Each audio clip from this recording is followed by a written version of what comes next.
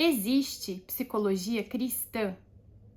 Olá, sejam bem-vindos. Você está no canal do Ordo Amores e aqui nós discutimos sobre psicologia e educação. É um tema complexo, não pretendo aqui encerrar essa discussão, mas ampliar os pontos de vista acerca dessa discussão, tá? O CFP, ele recentemente, cerca de um ano atrás, não tão recentemente, ele lançou uma nota, uma resolução, aliás, tentando oferecer mais balizas acerca do exercício profissional do psicólogo e direcionado à questão da religião, né, o exercício da psicologia enquanto uma ciência laica, algo nesse sentido. Então, a partir daí, começaram a brotar algumas discussões, mas essa discussão não é nova, tá? Eu acho que eu consegui encontrar aí resoluções de 10 anos atrás, 20 anos atrás, debates, inclusive, sobre esse tema, né, sobre o exercício profissional da psicologia e sua relação com a religião. Então, o CFP, ele reconhece que a religião a espiritualidade faz parte do ser humano, e isso tem implicações psicológicas, tá? Tanto do ponto de vista social, quanto do ponto de vista individual, e isso não pode ser simplesmente ignorado. Acerca da psicologia cristã em si, esse debate começou por conta dos psicólogos que se autodenominam cristãos, tá? Então, muitas vezes as pessoas cristãs, elas procuram um profissional já por ser cristão. E aí essa nota, ela vai barrar que você, psicólogo, dentro de um perfil profissional, se diga cristão, ou seja, que você faça propaganda por meio da sua religião. Então, isso começou a ficar, essa discussão, só que o fato da psicologia cristã, né, esse nome psicologia cristã em si, ele carrega muitos significados, tá? Então, é dentro dele que a gente precisa um pouco se aprofundar, porque muitas vezes as pessoas, elas reduzem esse debate por uma coisa simplesmente assim, o CFP lançou tal, então a psicologia cristã não existe. Como em 2017, ela lançou essa nota, né, de que a psicologia, ela tem 12 especialidades, 12, 13 especialidades, psicologia hospitalar, psicologia jurídica, psicologia do trânsito, e psicologia cristã não é uma delas. Mas veja, as 12 especialidades da psicologia, ela não entra no âmbito da abordagem teórica, né? Quando o CFP lançou essa nota, ele não falou de, reconhece a psicologia humanista, reconhece a psicanálise lacaniana, rogeriana e etc, etc, etc. Mas a partir disso, né, depois na outra nota de 2023, que ela vai regular algumas coisas, principalmente nessa questão de não associar a crença religiosa com a prática profissional e nem propaganda, tá? O que acontece? A gente pode discutir a partir de 3 pontos que eu elenquei, né, para a gente se organizar. Do ponto de vista normativo, que seria do CFP mesmo, do ponto de vista científico e do ponto de vista das tradições, tá? A psicologia, quando a gente começa a estudar, né, a gente começa a estudar ela ali a partir do século XIX. A gente entende psicologia a partir de 3 grandes abordagens. Geralmente a gente aprende assim, né? Psicologia humanista, a psicanálise e a psicologia comportamental, e a partir daí vai se ramificando. Só que quando a gente vai estudar a psicologia, a história da psicologia, né? Tem até um livro que chama História dos Saberes Psicológicos, a gente vai entender que aquilo ao que a psicologia se dedica a fazer já foi feito em muitas outras esferas, em muitas outras disciplinas, que não se chamavam psicologia propriamente. E também a gente vai ver que existem muitas interseções, e é isso que eu quero esclarecer nesse vídeo, existem muitas interseções entre vertentes religiosas e psicologia, tá? Então, por exemplo, será que a gente pode falar de psicologia cristã? Será que a gente pode falar de psicologia budista? Será que a gente pode falar de psicologia hinduísta? Será que a gente pode falar que o estoicismo é um tipo de psicologia?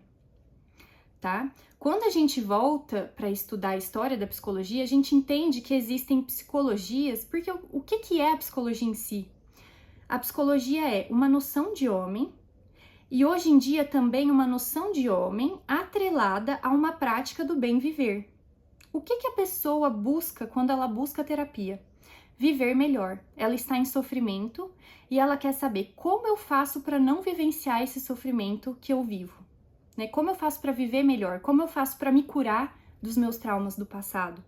Né? Como eu faço para lidar com a dor? De maneira geral é isso, existem outras esferas, mas de maneira geral é isso. Quando a gente olha um livro chamado De Anima, de Aristóteles, a gente vai ver uma descrição antropológica, né? Uma descrição antiga antropológica do homem. E quando a gente vai ver a sua ética, a gente vê um desenvolvimento dessa noção antropológica associada a uma prática do bem viver, que seria a vivência de virtudes. Essa noção de virtude antiga, que também tem depois outros autores ao longo da história que sempre debateram esse tema das virtudes, hoje ela vai ser usada dentro de uma coisa moderna que se chama psicologia positiva, tá? Existe um resgate dessa noção de virtude nos dias de hoje. Quando a gente vai ver uma noção budista, né, de que o sofrimento, tanto a alegria quanto o sofrimento está dentro da mente, então você vai ter, tô falando superficialmente porque eu não conheço tanto assim, mas você vai ver que o budismo ele tem uma prática do bem viver, baseado na meditação e muitas outras coisas, tá? Existe o budismo tibetano, budismo indiano, mas ele tem uma noção de homem. Ele tem uma noção de que a vida, na verdade, ela é uma ilusão, e a partir da prática de meditação, a pessoa precisa tomar consciência disso para atingir um estado búdico, tá? E isso que seria o Buda, quando ele vai meditar, né, o Siddhartha, no caso, né, que seria um Buda, quando ele vai meditar debaixo de uma árvore, ele vai meditar em cima do sofrimento humano, tá? Ele sai do seu palácio, onde todos viviam muito bem, né? Ele era um rei rico. E quando ele sai, ele se depara com o sofrimento humano. E isso leva a se perguntar por que as pessoas sofrem. E nisso ele entra dentro de um estado meditativo durante 3 dias, se não me engano.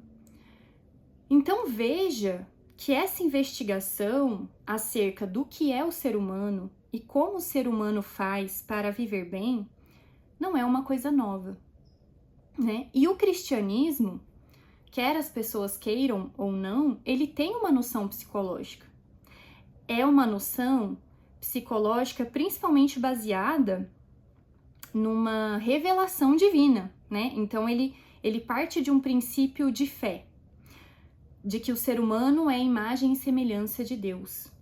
Mas isso não anula o fato de que é uma noção psicológica e também está associada a uma prática de vida, tá? Um exercício de vida, né? A Bíblia, ela é cheia de conselhos, o livro de Provérbios é cheio de conselhos de como viver bem, né? Como viver com sabedoria e como ser feliz, né?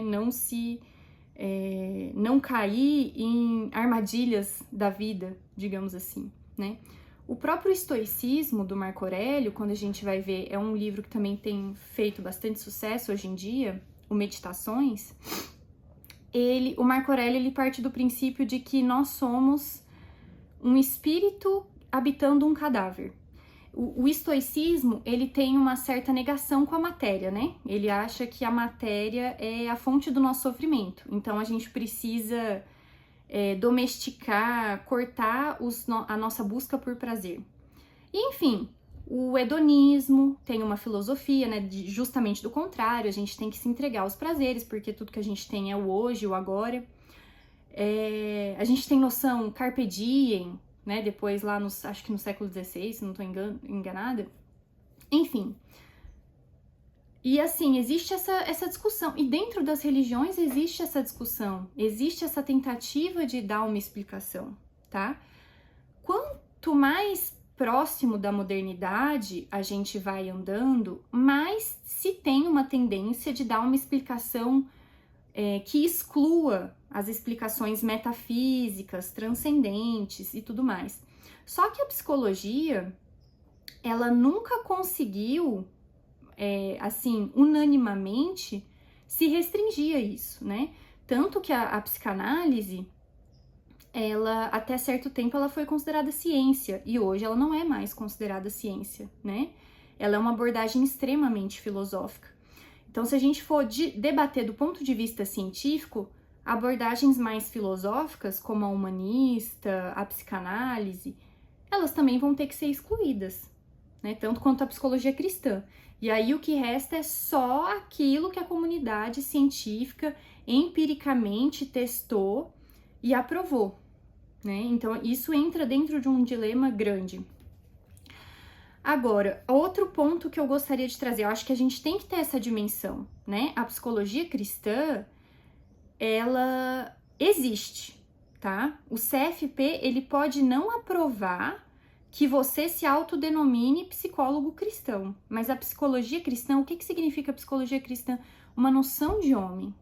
Uma noção de homem e atrelada a uma prática de como viver bem, né? Ele entra, inclusive a psicologia, na verdade o cristianismo, se a gente for ver a história dos filósofos cristãos, e quem estuda filosofia tá muito a par disso, tá? Os psicólogos nem tanto, mas quem estuda filosofia sabe disso muito bem. Eles entram assim, eles inauguram, não é que inauguram, mas eles dão uma ênfase muito grande de coisas muito importantes para a psicologia, a própria noção de consciência, né?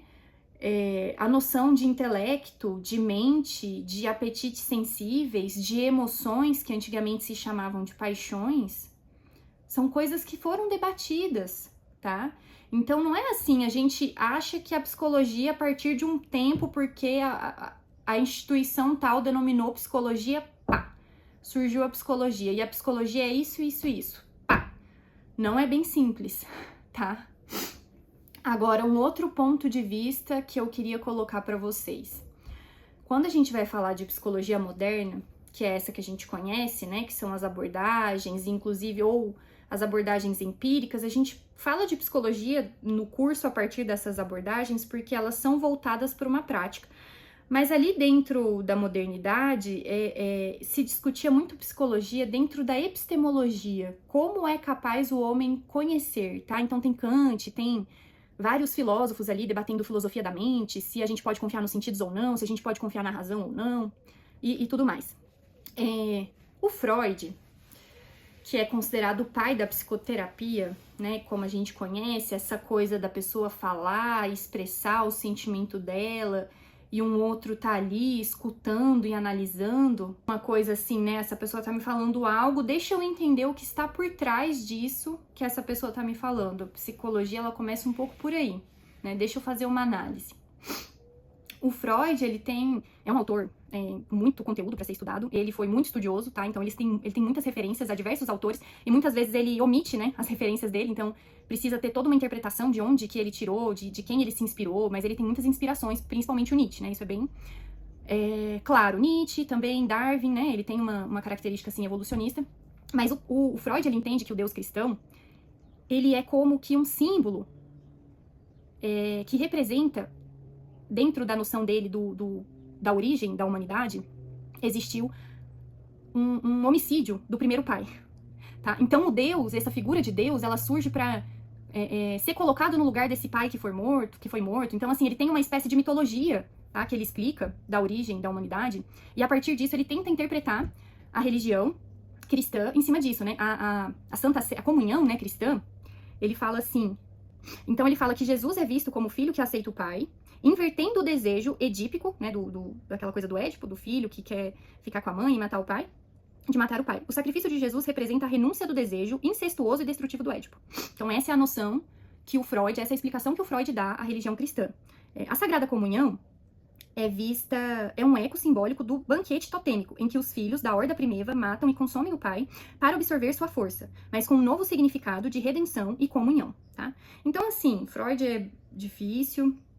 A gente tem o Jung também, né? O Jung, ele faz a analogia dos símbolos dentro de várias religiões, Para o Jung, por exemplo, o Satã, o diabo, dentro da filosofia cristã, ela é uma sombra, né? É uma projeção de uma sombra que existe dentro do ser humano, né? O diabo como uma sombra de Deus, na verdade, para o Jung não tem uma santíssima trindade, tem uma quaternidade no qual Satã deveria estar incluído, porque ele é retirado, porque seria esse o princípio da sombra, né? Tudo que é de ruim nosso, a gente tenta tirar do nosso self. Então, a psicologia, ela tem que integrar o nosso self.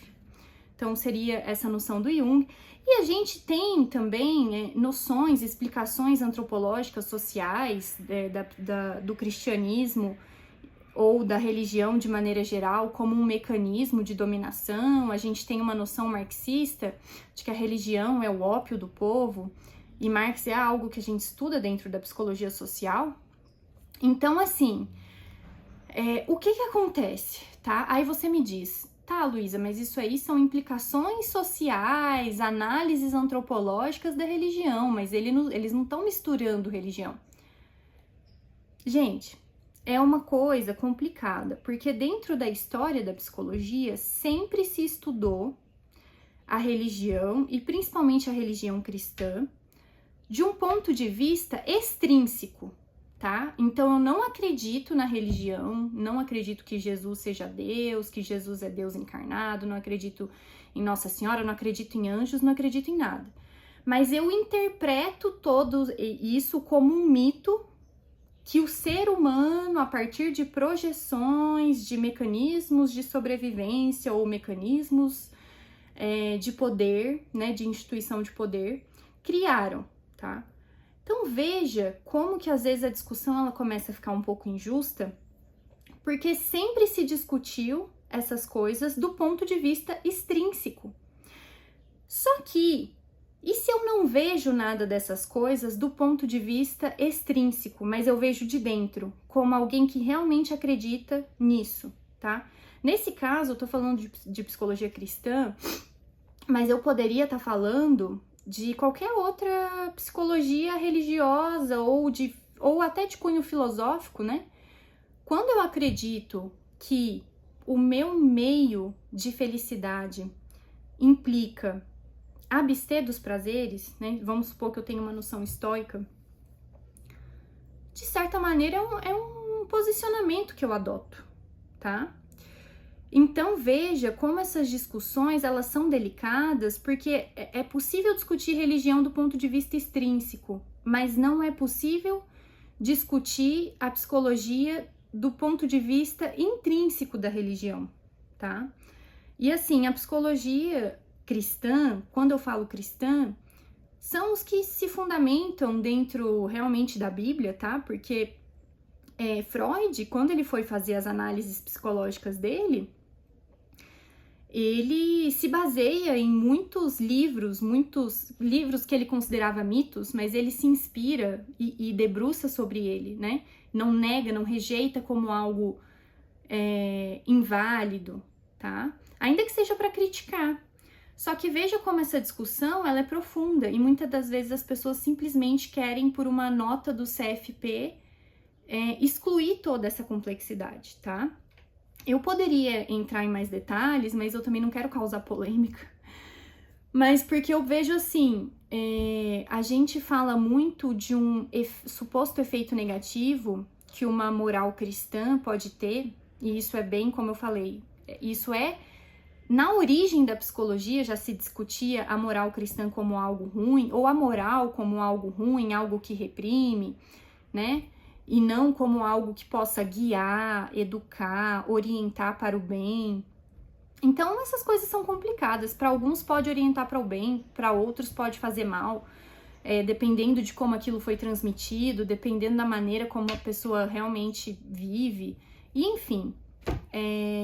Mas a gente pode falar que, de repente, uma pessoa que adota uma psicologia, uma noção de vida budista, ela pode ter impactos, né? Uma pessoa que, de repente, se vê diante de um sofrimento e começa a meditar, ela pode, de alguma maneira, se esquivar da vida, né? Se abster das responsabilidades e pensa que negando aquele problema, ela vai alcançar a felicidade? Quais será que são os efeitos psicológicos de uma pessoa que tem uma religião mágica e fazendo alguma espécie de rito, ela vai prejudicar alguém por vingança? Isso existe dentro das religiões, né? E quais são os efeitos psicológicos disso? Então, os efeitos psicológicos para o bem e para o mal, eles não são reclusos à psicologia cristã. A psicologia cristã, a filosofia cristã, ela tem uma tradição histórica imensa e um diálogo com a filosofia e um diálogo com a ciência, tá? A psicologia é uma prática muito humana, muito individual. Existem avanços dentro da ciência, claro, mas é muito difícil se restringir a uma noção científica, né? Uma noção empírica. Até porque cada ser humano é um ser humano com escolhas, e isso a gente vai debater, né? O ser humano é determinado ou ele tem escolhas? Veja como essas coisas não encerram. A psicologia dentro de si mesma, ela como que vive numa guerra, numa batalha, não uma batalha filosófica de fato, né? A gente não entra em consenso dentro da psicologia. São muitas ramificações, são muitas abordagens, são muitas teorias. Então a gente não pode simplificar essa discussão, e é sobre isso que eu queria ter falado com vocês hoje. Não espero, tô aberta a críticas, a comentários, a contraposições a tudo isso que eu falei. Não espero encerrar esse assunto, não acho que esse assunto se esgota fácil. E eu espero que tenha promovido aí para refletir e ampliar a discussão do assunto, como eu mesma falei. Espero que vocês tenham gostado desse conteúdo. Caso tenham gostado, se inscrevam, deixem uma curtida e até mais. Beijo!